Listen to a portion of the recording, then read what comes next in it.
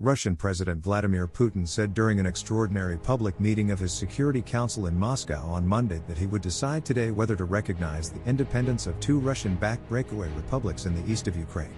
The US warned last week that such a move would violate international law and would necessitate a swift and firm response from America and its allies.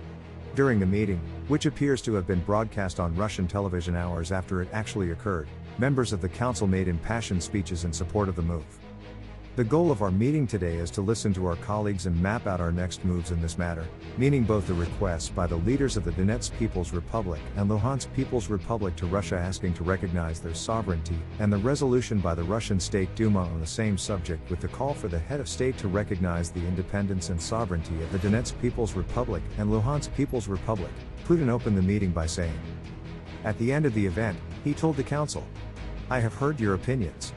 The decision will be taken today." Just last week, Russia's parliament asked Putin to recognize the breakaway regions, but the Kremlin said the possibility wasn't yet being discussed at the highest level.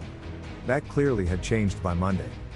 When the Russian parliament voted to send Putin the same request 5 days ago, potentially recognizing Luhansk and Donetsk as independent was seen as a way for the Russian leader to increase pressure on Kiev without taking direct military action, but the West made it clear at that stage that it would be considered another serious provocation. Doing so would further undermine Ukraine's sovereignty and territorial integrity, U.S. Secretary of State Antony Blinken said last week, and constitute a gross violation of international law. The top U.S. diplomat said if Putin were to formally recognize Luhansk and Donetsk, that act in itself would necessitate a swift and firm response from the United States in full coordination with our allies and partners. Russia appears to be following steps in a playbook for an invasion of Ukraine that the U.S. government not only predicted, but warned the entire world to watch for less than a week ago. On Thursday last week, Blinken laid out the steps the US believed Russia would take if Putin decided to launch a full-scale attack on Ukraine. He told the United Nations Security Council on February 17 that Russia would first stage false flag incidents to manufacture a pretext for its attack. That first stage has been well underway since late last week, according to the US and its allies, with a dramatic increase in claims by Russia and the rebels in Ukraine's eastern Donbas region of atrocities by Ukrainian forces, all of which have been firmly denied by Ukraine. Many of the videos and photos posted online by the pro-Russian separatists as purported evidence of Ukraine's violent acts have been discredited as poor fakes, including a video released Monday allegedly showing a man writhing in agony after his leg was severed by a Ukrainian shell. There's no blood visible in the video, and while the screaming man is missing half a leg, the video appears to show an attachment already fitted to his upper leg to which a prosthetic limb can be attached. Having established a false pretext, Blinken said, the highest levels of the Russian government may theatrically convene emergency meetings to address the so-called crisis.